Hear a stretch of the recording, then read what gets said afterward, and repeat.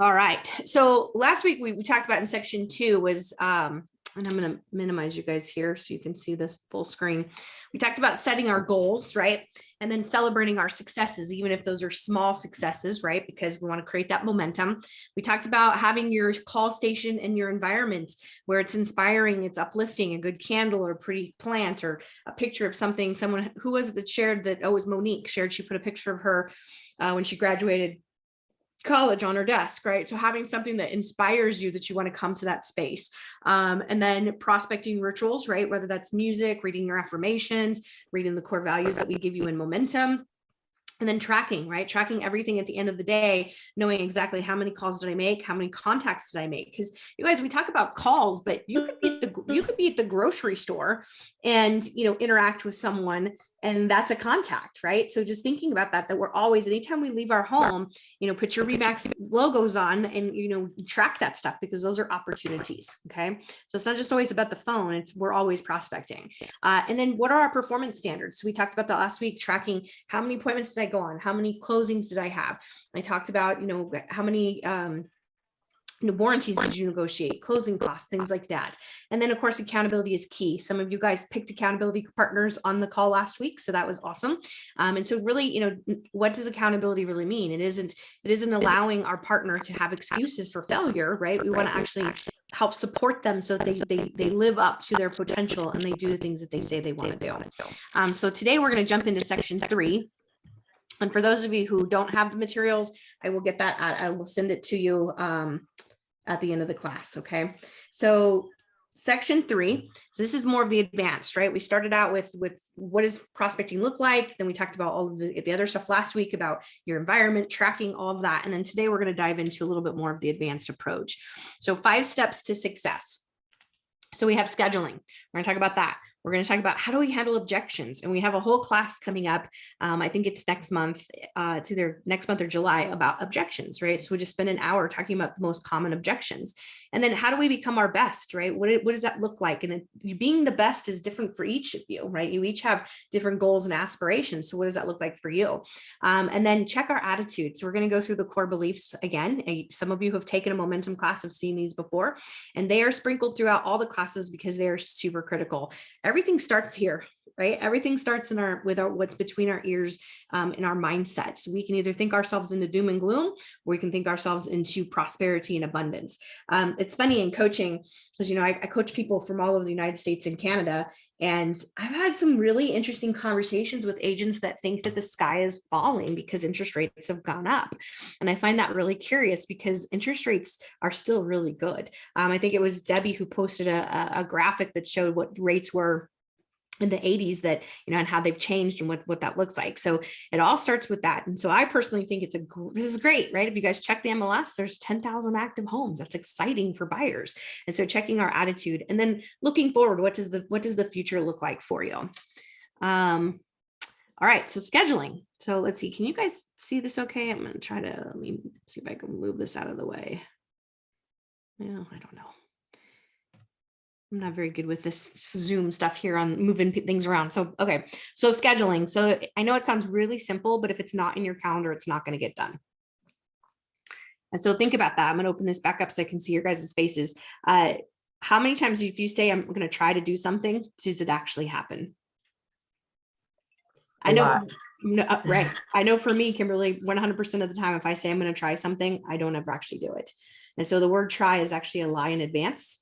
And so if it's not in our calendar, and we live by our calendars, do we not? I mean, everything is in our calendars. I put reminders in my calendar for things that I have to do, like scheduling dog groomer, reminders of those things, right? And so if it's not in our calendar, it's not going to get done. And I know that sounds really simple, but if there's one thing you take away from this class is that it's got to be in your calendar. Okay. So scheduling time is the key to success. So scheduling your time in your phone, right? Putting it in your calendar. To create a successful pipeline of prospects, you have to prospect every day. And yet is the one thing the agents tend to slough off the most. And then they complain that they don't have any business, right? So we have to be mindful that every day, at least 1 hour a day, for those of you who are new or don't have enough business, try for 3 hours a day. If you did 3 hours of prospecting every day, at some point, you're going to have more business than you know what to do with. Okay. Think of it as the most important, just as important important of an appointment as meeting with the client. So I actually am getting my hair done this afternoon. And why is that relevant? I'm sharing that because since 1993, I've been seeing the same person. And in all those years, there's only been 2 times that I have missed an appointment with her. And one was because my dog had gotten attacked, and the other was because I had the flu. And so that is an appointment that I don't miss because it's very important to me. I'm not growing old gracefully over here. And so it's an appointment I don't miss. And so when it comes up on my calendar, I don't tell clients that, hey, I'm getting my hair done, I'm unavailable. It's just I'm unavailable. So it's a commitment that I make to myself that I have those appointments. And so thinking about prospecting with the same regard of other things in your life that are considered non-negotiables, right? So you need to have dedicated time set aside for it, clear your schedule, and then focus entirely on what you're doing in that hour. And commitment is key. And then at the end, you want to evaluate your prospecting efforts so that we know, what did I do, right? That goes back to the tracking that we talked about last week of how many outbound calls did I make? So my attempts, how many connections did I make? How many appointments did I actually set, right? And then we want to set specific objections for the day. So last week we talked about being intentional, connecting with 5 people. And if it takes an average of 5 outbound calls to connect with one person, that's 25 outbound attempts that you're going to have to make in order to possibly have 5 conversations. Now, hopefully your people in your database have you saved in their phone. So when they call and they know it's you, Bob, they're wanting to answer the phone and talk to you because they want to speak to you, right? They haven't heard from you and they're looking forward to talking to you. So have specific measures, right? Set a goal. If you go to the gym, you have goals that you hit, right? You know how many reps that you want to do, you know what exercises or what part of the body that you want to exercise. And same thing with cardio. We set goals with what that looks like. So same thing with prospecting. Commit to that. In 1 hour, how many people do I want to talk to, right? Or how many people today do I want to talk to? There's a concept called 3-2-1, which is not in the materials, but it's a concept that's been around for a while. So 3 is make connection with 3 people in your database. The 2 is add 2 people to your database. And then the 1 is learn 1 new thing.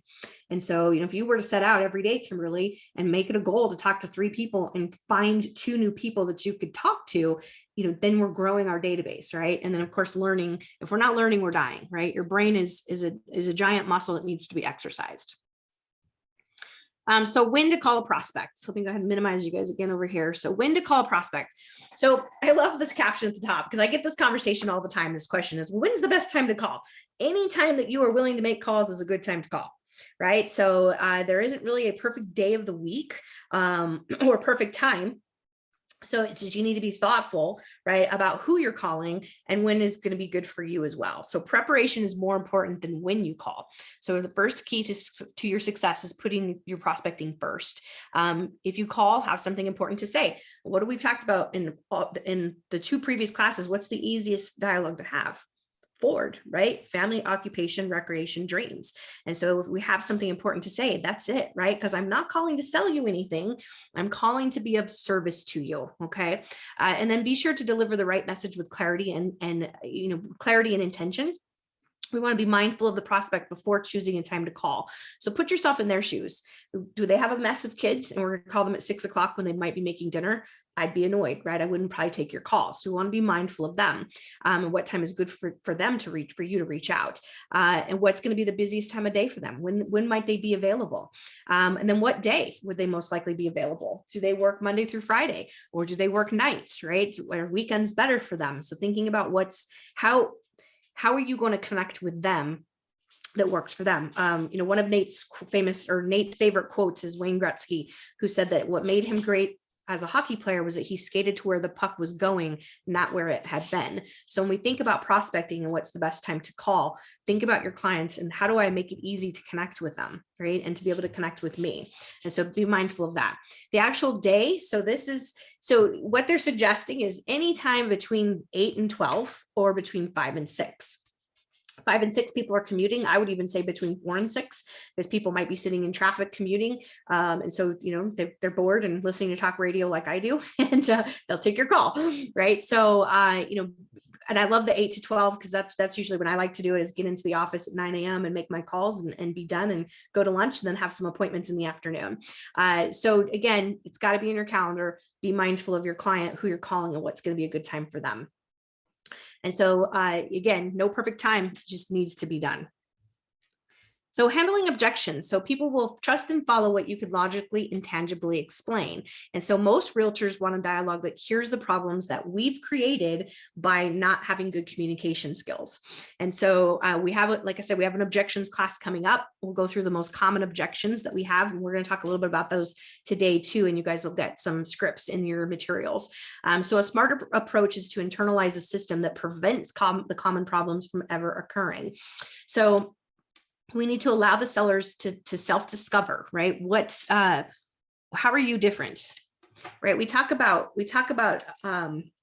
being consultants, right? And being different, right? Creating the win-win for the clients. And so your competition isn't doing this. Most realtors come in and, kind of pound their fists on their chest like they're the know-it-all, right? And tell the people what they need or what they think is best for them. And a smarter approach is to let them self-discover and be a leader, right? Create the win-win. Be a consultant. Don't come in and think you know everything and what's best for that client. We want to move beyond opinion. So we need to have tangible facts. Is the market shifting? Yeah, it's shifting. And we need to be managing sellers' expectations because there's still commercials on TV, telling people that, hey, we could sell your house for thousands and thousands of dollars over asking price. And I think those days might be waning a little bit. Maybe some product is going to see that, but I think we're going to start seeing sellers doing concessions. I think all of you should have a conversation with your lenders about what ARMs are available and what adjustable rates cost, because I think that we might start seeing some of that come back into the market. And for those of us who've been around a minute, when I first started selling real estate, it was not uncommon practice to ask a seller to buy down points for the client so that they could buy the interest rate down so they could afford the payment. And so I think that if you're new, right, or you're seasoned like me, dust off that old concept or learn the concept if you're new and know what that looks like, because I think that's something that's going to come into play, especially if rates go up to 9%. There's talk that in order to correct inflation, interest rates have to be higher than inflation. Well, the inflation's teetering around 8% in the United States. So let's think about that math for a second.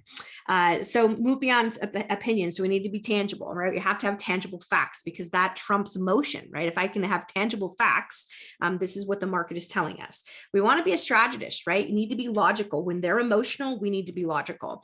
And the only way to do that is to study the market, right? To be aware of what's happening, study the trends, track your results. This is holding yourself to accountability, and then improve your results, right? Be intentional. How can I be better? At the end of my prospecting session, what did I do right? What could I do better? How can I improve? Did I practice my scripts and dialogues? Did I come across as being sincere and warm and friendly and caring? And then we want to cause our results. So being proactive. And proactive, you guys, it's a Latin word that stands to produce activity, to produce action, right? And so, we see being proactive. Are you being proactive, right? Are you being intentional and every day making it a goal to connect with people in your database? And, I know no one wants to be sold, including ourselves as salespeople, but we are of service. And if we can come from that space of being of service and educating people about what's going on, it really bothers me when I hear buyers or potential buyers or even sellers that would like to move. It bothers me when I hear people say, well, I'm just going to wait it out till there's a crash.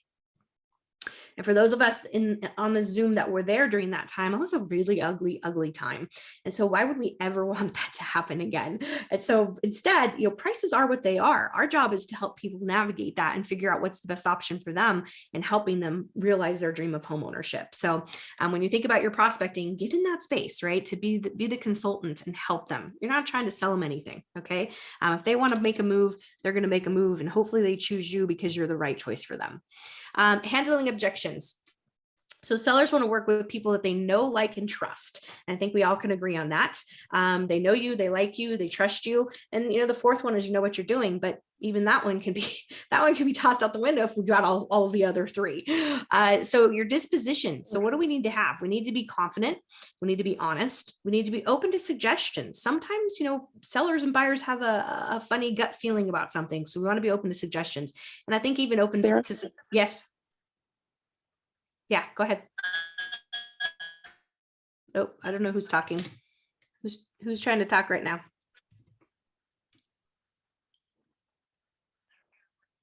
No. Yeah. Can you hear me? We can hear you now. Hello, where'd you go? Should I? Shanae, you got a real bad internet connection. Okay. Okay, hold on one second. Let me try to. Can you hear me better? Yeah, you're good now. Okay, real quick before you move forward, the market crash. I have a couple people who are consistently saying they're gonna wait until those times, but then I have some other folks on the other end telling me that even if the market did crash, it won't crash here in Phoenix because Phoenix is just steadily growing. What's your partake on that? So first of all, things are different. So in 2006, you could fog a mirror and get a jumbo home loan. That's not happening today. You need a pint of DNA and your rights to your firstborn child to get financing these days. And so the financing lending restrictions are better than they were then. They're stricter. So it's harder. It's not harder, but you have to jump through hoops to get a loan, unlike that time when you could literally fog a mirror and get a stated loan, meaning like you just stated your income and did not have to prove it. And so we're not doing funky loans, right? We're not doing these crazy what was it? The reverse, somebody help me out here. What was that? The negative amortization loans. Reverse mortgage. Yeah, not reverse mortgage, the negative amortization loans. Oh, yeah. So we're not doing funky things like that, Shanae. So that's first and foremost. Secondly, homeowners are not cashing out. They're not using their homes as ATMs. In that time, people were refinancing hand over fist and pulling out up to 110% of equity. And so lenders are not doing that anymore. So that's another reason things are different. And lastly, the most important one is that 4 out of 10 homes in the United States are owned free and clear. So those houses would never, even if the market crashed, would never go to foreclosure. And even I had somebody reach out to me the other day because I saw a TikTok video of a guy saying you could buy a HUD home for $1 down. And I said, maybe 30 years ago, and then it got me curious. I was like, well, let's see how many HUD homes are actually available. And for you guys that don't know, HUD homes are owned by HUD, which are Fannie or Freddie Mac backed loans. And so they're a different selling product, right? They don't list in the traditional MLS. There is only one HUD home, meaning that this is a house that's gone to foreclosure, only one HUD home in the entire state of Arizona. Okay.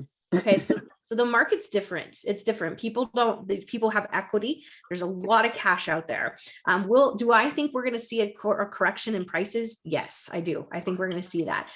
But is it going to be, significant? No, I don't think it's going to be. There's still too many. And the other factor too, Shanae, is that we stopped building houses during that time. And so as a country, we are behind several million homes just to meet the demands, because during that market, when the builders stopped building, people didn't stop having babies. Right. So there's still a strong demand. And then Phoenix is always just, do have a healthy demand here. I think one of the things Nate had hit on is that we've always been so used to prices being so cheap here, but we're not a sleepy little city anymore. Right. We're a big player. And if you look at Chicago, LA, even areas in Texas, the San Francisco, people expect to pay those prices because that's just what it is to live there. Right. And so more importantly is to educate them about that and then have them talk to the loan officer and see what their options are. Okay. Thank you. See what their options are. And I hope all of you guys get value from that. So, because we should definitely be educating people that it's not the same. Okay. And again, why would we ever want that to happen? So going back to here. So we want to be open to suggestions. We want to be approachable, right? We want to be approachable. One thing that Rose said to me last week, which I thought was quite brilliant, is she said, you need to act as if you've known these people for all their life. Right? That we've known you forever and we're old best friends. Okay. And I love that because that goes to show, just with her, how she does so well with prospecting, because that's her attitude with everyone she meets. No one's a stranger. We want to be aware, right? We want to be structured. We want to be proactive. We want to be intentional. We want to be unique, right? Each of you brings something unique to the table. And for those of you who are new, think about what your previous careers were. Those of us that have been around for a minute, what is something still unique that we bring to the table? And those uniquenesses are value proposition that is almost like a beacon that you shine out into the world and allows your people to find you, right? So don't be afraid to share your uniqueness. We want to be focused. We want to be likable. That's also important, right? In sales, is we've got to be approachable and likable. Also got to be passionate, right? Do you love this? I've been doing this my whole life. I'm so passionate about it. I can't imagine doing anything else. And then we got to be organized. You got to have some structure. So, and then know this above all else, the sellers are attracted to professionals they believe can get results. You must demonstrate that you possess the knowledge, skills, and disposition to get the job done. And then the truth at the bottom is that typical agents work on overcoming objections. Successful consultants work on preventing the objections. If you've ever been in a situation where you had buyer's remorse, right? That's not fun. And so how do we handle that? So, getting in front of those things before the client even asks the question, right? Being proactive in that and being aware of what might they be experiencing right now? What might be going through their mind is their emotions, and how do I get in front of that to successfully help them overcome that objection? So scripts, you guys, this is in your guys' materials, and those of you who jumped in, that I have a list here that I need to send the materials to. So we have a script on how did you find my number? I already have an appointment with another agent. I need to talk to my spouse. I'm going to sell it myself. That's my favorite. We're using the same agent, and this would be if the property was expired. Will you lower your commission? Never, never, ever, ever. Can't stress that enough. Talk commission on the phone. The minute you give commission on the phone, you are done. And so what I like to say is that that's a great question. Instead of me answering that, right now, I need to come out and talk to you, see your home if it's a listing, sit down with you and talk about what it is that you need. And then I like to tailor make my commission packages around what's in your best interest. And when you can use something along those lines, right, you customize it for them. It makes them feel special and that it's unique to them. But don't ever talk commission on the phone, because the minute you do, you're done. So the script, we're going to wait for the market again if this was an expired listing, and then you're the number 20th agent to call me. And again, talking about expired listings. So on expireds, if you're going to work them, I would say go back a couple years, go back 3 to 5 years, because those people, they might still have a need to sell or a desire to sell. And maybe 5 years ago, they didn't have the equity that they have today. And those people aren't going to be quite as hot and angry that their house is expired. And that's one number I haven't tracked, is expired. I'd be curious to see how many listings have expired in our MLS so far this year. So I'm going to have to pull that data for you guys. So having a script, right, that for the most common objections, this will help you become a more effective prospector. When we can have a script that's internalized inside of us, that becomes just a part of our everyday conversation, you sound so much better, right? You're so much more polished, and you don't have those deer in the headlight moments, right, where you stumble over your words and you don't know what to say. I have this listing that I've been working on for a couple of weeks. It's in Sun City, and it's original. I mean, it is vintage from the 1960s. And I'm sharing this because this is kind of embarrassing, but I want to share it because I think it's a good teachable moment. I got an investor offer. I ran comps, and I gave the nephew, because he's the one handling the estate, gave the nephew a number. And then we were talking, and he said, well, I went to, I think it was either Open Door or OfferPad, and they gave him an offer that was $100,000 different than what I was telling him and what my investor had brought to him. And then he said, well, I need to look at what Zillow and Redfin say. So as we're talking, I'm quickly pulling those up. And again, both of them had just crazy numbers compared to what I was telling him. And so it gave me an opportunity to explain to him how you can't price houses using an algorithm, but it was also a really good reminder to myself that I should have been in front of that. I should have had those numbers. I should have offered to get him, an offer from one of those companies. Now, OfferPad's not going to give him the price that they offered him because he didn't provide any photos. And so there's no way they're giving him that price after they see pictures. Plus the house, I know the house needs a new roof and a new AC. So those are two things that are giant repairs. So I share that with you because I should have been in front of that. I should have been thinking about what he's going to be looking at online, right? And so that caught me off guard while I was having that conversation with him, because at one, I was shocked at the number, and two, it caught me off guard because I wasn't prepared for him to have had gone and done that intel himself. And so while that's kind of embarrassing for me to admit, I share it because that's something that it caught me off guard, and I had that deer in the headlights moment, and I shouldn't have, right? So make sure that you've got all of that intel and that data so that you don't have those moments, right, where someone catches you off guard with something that you should have been prepared with that you weren't, right? And so having scripts, memorizing those, right? So I was able to overcome that in the conversation because I understand how those companies work and how algorithms work. And that's why Zillow lost so much money, is that they, you can't sell a house using an algorithm, because algorithms don't know location, they don't know smells, they don't know repairs, right? All of those things. And so memorizing those, right? So memorizing the scripts and then using the scripts to put yourself at ease, right? So again, helps you to overcome those objections and you don't have the deer in the headlight moment. We're not going to role play, so let's get past that. So again, in every momentum class, we talk about attitude, right? And having core beliefs. And so let's take a second here and read through the core beliefs that are on the screen.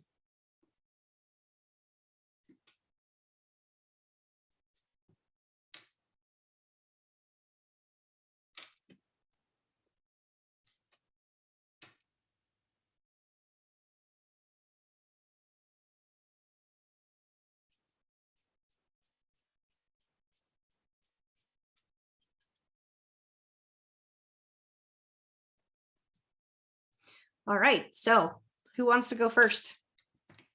What do you think about these? I go first. Okay. There is no growth without discomfort.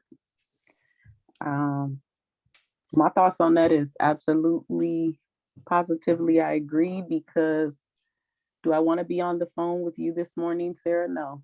I would like to be doing something else, but I realize that I have to do things that I don't want to do to get where I'm trying to go. Yeah, but I love your honesty. Not because of you, Sarah. I like you, but you know. But that's true, right? There is no growth without discomfort. So number 2 is one of my favorites. That's an affirmation I say on the daily. What else? Who else has got something? Don't all talk at once. Well, I will say, everybody has different backgrounds. Everybody comes from something different and everybody wants to do and make money. And I think the hardest part is trying to figure out, can you do it? What do you need to do? What is the process and systems that need to, happen? And I think that when we listen and we take these classes, a lot of people don't want to listen and they don't want to do what's needed. Like Sarah said, if you don't want to sit down and pick up the phone, then find other ways to do what you need to do. The point of it, and I think what we all need to understand, is what it takes to make money. And if it's going and talking to 5 neighbors outside, go outside and take a walk and talk to 5 neighbors. It doesn't matter what you need to do. It's be uncomfortable to get comfortable and talk to people. And I think that's just the gist of all of this. Love that. Bob, were you going to add something? I was just going to ask you, can you go over number 12 and maybe say it in a different way? Yes. And you guys hold on one second for me. I am so sorry, but I gotta let this dog out. So I will be right back and talk amongst yourselves here.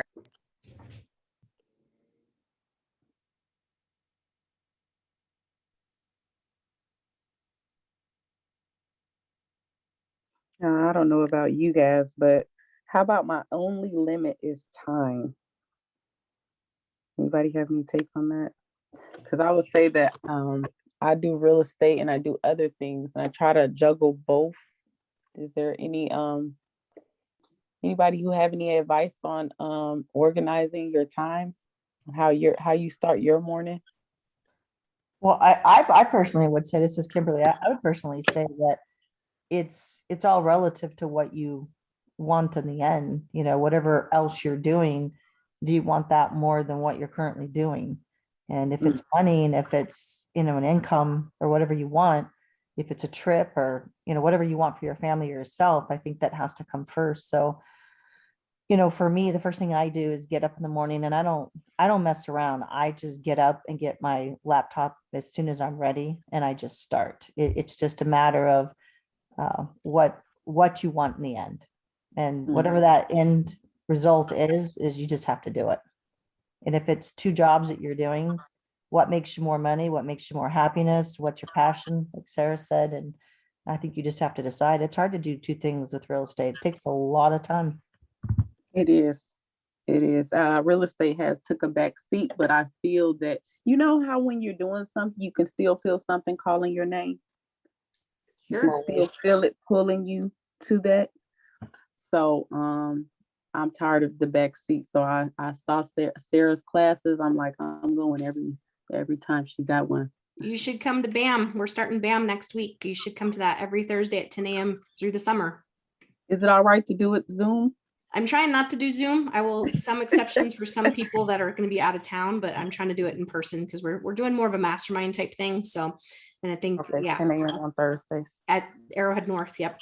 So Bob, Okay. you had asked number 12, well, cost is only the issue in the absence of value. So let me tell you a little story about, we went on vacation a couple years ago and I had forgot my cooking spray. And so I went to the only grocery store in this small town because we rented a cab and went skiing. And I forgot my cooking spray. And so I went to the store and a little can of the cooking spray was $7.99. And I paused because at Costco, I could get 2 cans that were double the size. So 4 times the amount of cooking spray for the same price. And I paused and thought, do I really want to spend this money on this cooking spray when cost was an issue in the absence of value? And so when you're sitting across the table from someone and you're asking them to pay X apples in commission, am I giving enough value to warrant and justify those apples that I'm charging this person? Does that make sense? Yes. And so you have to ask yourself is, does my conversation and what I bring to the table warrant X apples, right? And so I put a property under contract last week and, you know, we're coming soon on status, didn't even show the property and I'm charging her X apples. And I felt a little hint of guilt thinking, gosh, did I really deliver X apples worth of value? Now she's super excited. She didn't have to show her house. She got exactly what she wanted, the price and the closing date. So she's happy. She's not looking at it that way.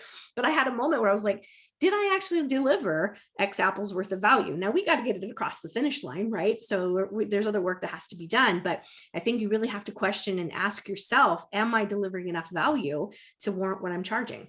Does that answer the question for you? Yep. Okay, good.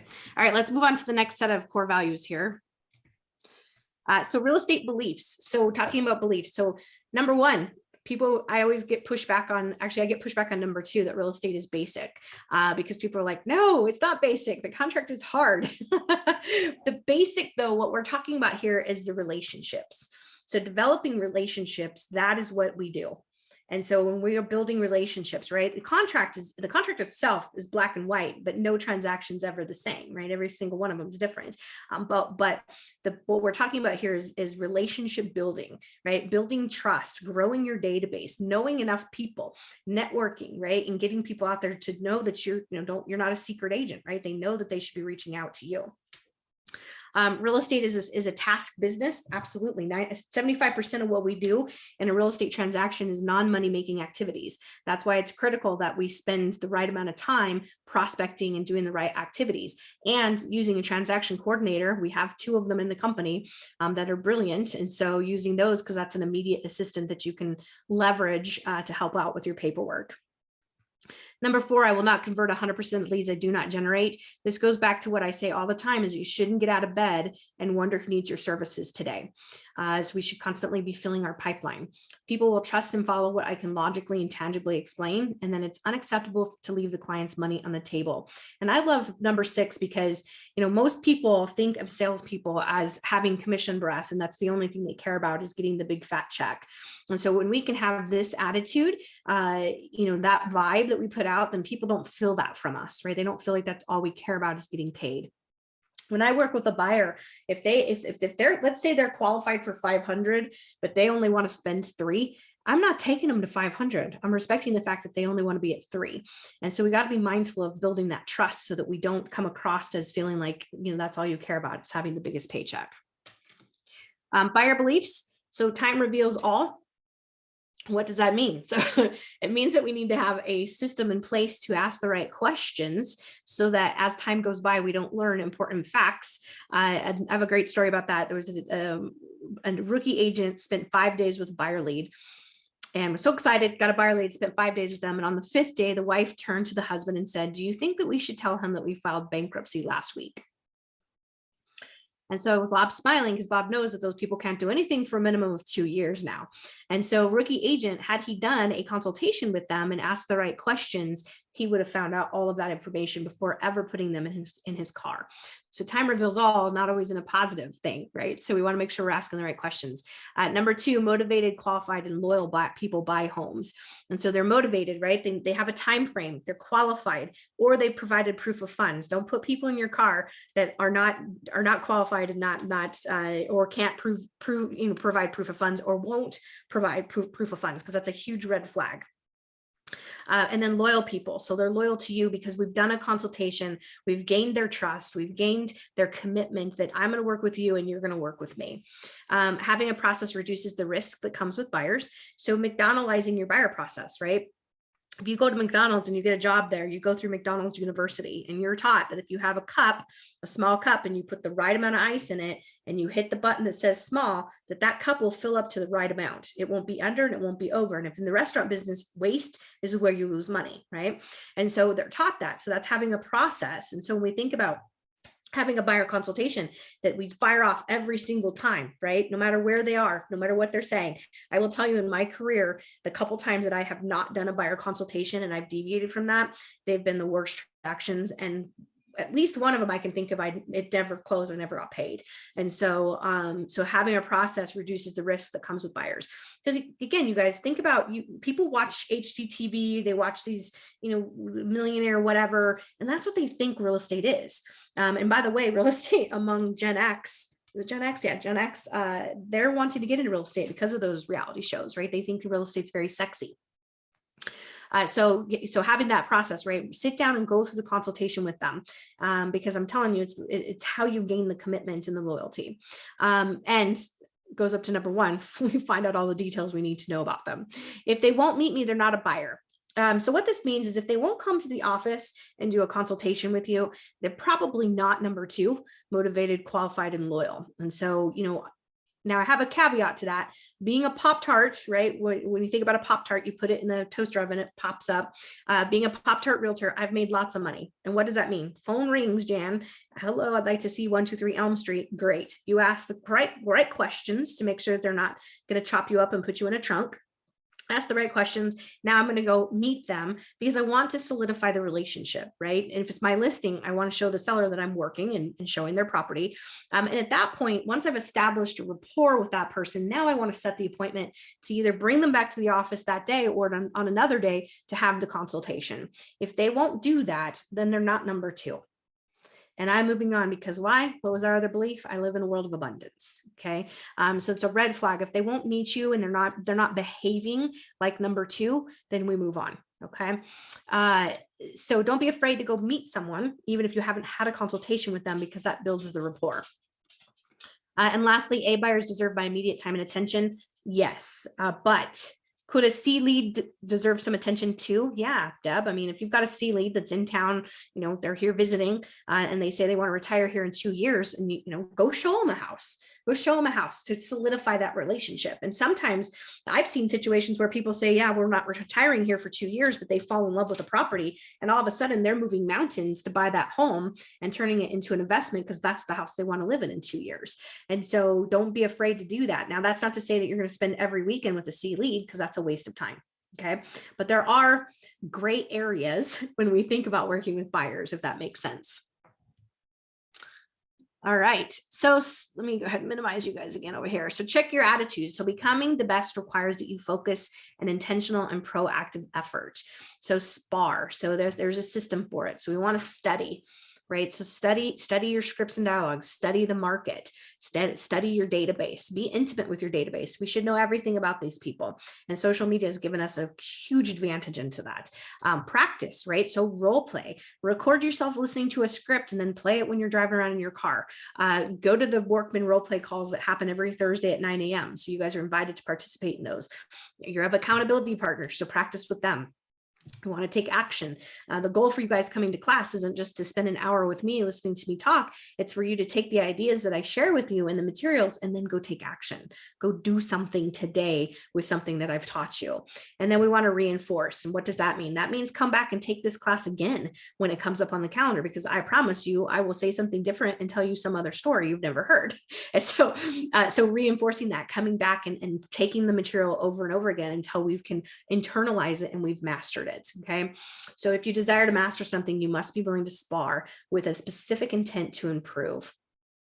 So again, the best time to do that is to put it in your calendar, right? Be intentional with your time.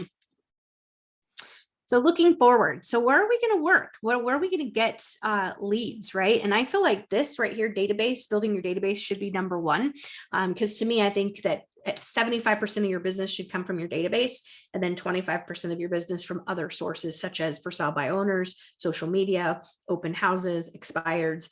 If you want to buy leads, now, if any of you are thinking about buying leads, please reach out to me before you go give your credit card, just to make sure that that's the right choice for you right now. There was 200 million leads that were generated last year in the United States, but only 6.1 or 6.2 million homes sold. So there's a lot of agents out there spending money on leads that they're not doing anything with, and they're beating their head against a wall and then spending money that they don't need to be spending. So when you could be building your database and having a far better return on investment. So again, if you're thinking about buying some leads, come talk to me first. Okay. And then again, expires and FSBOs. We had a class on that not too long ago that should be recorded on the YouTube channel, and also probably posted on Facebook as well. So you guys can go check that out or watch for it when it comes up again, because I'm sure I'll be teaching it again before the end of the year. So wrapping up our section on advanced prospecting, and I don't even want to say just phone prospecting skills in general. So it's got to be on your calendar, right? I would encourage all of you to get some RE/MAX swag. So you got name tags when you joined, or if you, I have a bling name tag that I went and bought, wear it, get a hat, get some polos, have something that tells people that you're in the business. The brand sells. And so I don't honestly think that there's ever a time that I wear the RE/MAX balloon and I don't have a conversation with someone about real estate, whether that's in a grocery store, buying furniture. That happened to me not too long ago. So being intentional with that so that you are your own moving billboard, right? So prospecting, we're prospecting all the time, but have time scheduled. And that, we share times between 8 and 12 and then between 5 and 6, but when are you at your best and when's the best for the client, right? When do you feel the best getting your prospecting done? I personally like to come into the office and get it done first thing, so I know it's done. My mother used to say that, do the things that you don't want to do first so you don't procrastinate. Not that I didn't like prospecting, but it always stuck with me. Do this first, get this done and out of the way for your day. Handling objections, so be logical and clear. You guys have the scripts in there, read through those. We are going to have a class in a couple weeks on that as well. Check your attitude. Do you believe that you can do this? Are you clear about why you're even here? What does that even look like for you, right? Well, what's the why behind why you're here? And, Shanae, you shared something that this keeps pulling you to it, right? So do you believe you can do it? What does success look like for you? And then just carve out the time to actually sit down and do the work. Becoming your best. So that requires that you have a focused effort, and then looking forward. So we want to be building our database. Again, we should not wonder when we get out of bed, who needs our services. And so when we talked about this in I don't know if it was last week or the week before, but C leads build our pipeline. So we should be focusing on C leads to a certain regard, right? Because that C lead, one, can I make them an A? Or two, I need the business in 90 days or 6 months. I'm okay with that, right? Because I'm going to need the business then. So again, putting it in your calendar. One last thing too, just to wrap on that is, make sure I don't have, that social media. You guys should be, in my opinion, you should be putting something out every day in regards to your business on social media. The remaxhustle.com is a free resource that you guys can grab content on that. You could take a screenshot of this class and say, hey, I'm taking this class. This is what I'm doing to sharpen my skill. If you don't have Photify yet, that is an exclusive tool proprietary to us as RE/MAX agents. It's $4 a month. I think you get your first 90 days for free. Excellent content on there that's all social media friendly. And if you're on the inner circle, our RE/MAX professionals inner circle, there's content pushed out every week that you guys can share. That's stuff for you to share. If you haven't signed up for Riz Media, you can get free articles that come through Riz Media, and there's a lot of good content there that you can push out. So, but beyond that, just have fun. Somebody reminded me this morning. Some of you probably saw this 2 years ago floating around, but it was a realtor in like Indiana or something, and she had fallen and her dress went up over her head. And so she did a little Facebook video about how embarrassing it was, and it went viral because it was hilarious. If you've been in this business long enough, something embarrassing is going to happen to you. So you could use something like that, right? Real estate, there's some things that are not so sexy that we could push out that is good content that lets people relate to us, right? So every day, think about from moment to moment is what are you doing right now? Is that worthy of putting something out to social media to let them know that, hey, I'm in business, right? So what we've talked about the last 3 weeks is building your confidence, right? To leverage your prospecting and start generating leads. Number 2 is understanding specific requirements of becoming effective as a prospector, knowing who to prospect to and what are the best practices with your scripts and dialogues. Building your database, constantly be building our database. And one way too, we talked about the 3-2-1s, use your social media. Go on to mutual friends and talk to people and say, hey, how do you know this person? Well, I didn't realize we had a mutual friend. And it's quite fascinating how you can start connecting the dots of how people intertwine with each other in our community. So that's a great way to add people to your database. So know this, right? We got to have the right mindset. I started the class by saying that it all starts here with, do you think you can do this? Do you believe in yourself, right? Do you believe that this is possible? We have to think in unlimited terms. Real estate is absolutely a business where the amount of money that you make is solely dependent on having the right mindset and doing the right activities. Your role is to add value, right? We're not here to sell anybody. We're here to provide value and be of service. We always want to have a list of people to call, have contacts that we can call. I don't know how many of you guys are using First, but the First.io app is also a great tool. So those are people that First has scrubbed over 700 data points to say, hey, these people their behavior online is indicating that they might be thinking about making a move. And so those are great leads to be calling as well. Role play and practice. Again, I can't stress that enough. Know and use your scripts, right? Know them, use them, internalize them. And then we want to celebrate your successes, even if it's small, right? Celebrate the success. You showed up to class today. Huge success. So let's celebrate that. Setting up your environment, make sure that it's appealing and it's clean and you want to be in there, right? If it's messy and unorganized, that's not going to set you up for success. Have your rituals, right? You guys got the core beliefs. I would print those out and have them on your call station so that you recite them before you pick up the phone to start prospecting. If you got a favorite go-to song or a video that pumps you up, go watch that, right? Watch if it's the Rocky theme song, do it, play it, right? Whatever's going to make you feel like I got this, I can do it. You want to track everything. Even if it's as simple as a notepad, right? Track everything that you're doing in your business. We want to measure that, right? Because what gets measured gets done. And again, can't stress this enough. If there's one thing you take away from this class is to put it in your calendar. We want to be logical and clear and then believe that you can do it and then be focused. Focus your efforts and then always be building your database. And lastly, we want to commit to sparring, which is study, practice, action, and then mastery of reinforcing. So with that being said, that's a wrap for today's class. I had one comment in the chat, I believe, that I can't see. So thanks, Kimberly. Any questions, comments, final thoughts before we wrap up for today? Don't all talk at once. Sarah, I was just going to say, I've listened to this class probably, I don't know, 3-4 times. I would say 3 times since I've been here. And every time I hear it, and I know sales for the last 20-something years, but you always tell me something, or I always hear something that I hadn't heard before. So confirmation of what you just said a little while ago. Listen to me talk, or always visit the class, because you'll hear something different and learn something. It's that one little gold nugget that you take away. And I won't tell you what you just said that I hadn't heard before, but it was there. All right. I had that moment. Good, cool. And then those of you who I'll make sure I get the class materials to you guys as well. So there won't be momentum next week. I have a conflict with my schedule on Tuesday, but so this Thursday is the office meeting. So that's going to be at We Serve. They are doing the mastermind afterwards, which if you were there last week or last month was really powerful. Great conversation. We have the new commissioner coming in, so it's always great to hear the commissioner speak. And since he's new in office, we're going to hear kind of what's going on at the department. What are they seeing the most of? And of course, always a yummy breakfast and great networking and hugs and getting to see all of our favorite RE/MAX people. So I would definitely check that out. It will be streaming if you can't be there. The mastermind will not be streaming, but the rest of the meeting will. And then next Thursday, the 9th, we are kicking off BAM. So if you haven't signed up for that and you want to join us, it's going to be every Thursday at 10 a.m. Running through the end of July. So I'll be sending out an email to those of you who have signed up to get you set up with the videos and kind of give you some outline of what to expect and what we're going to be doing. So that'll be going out this week.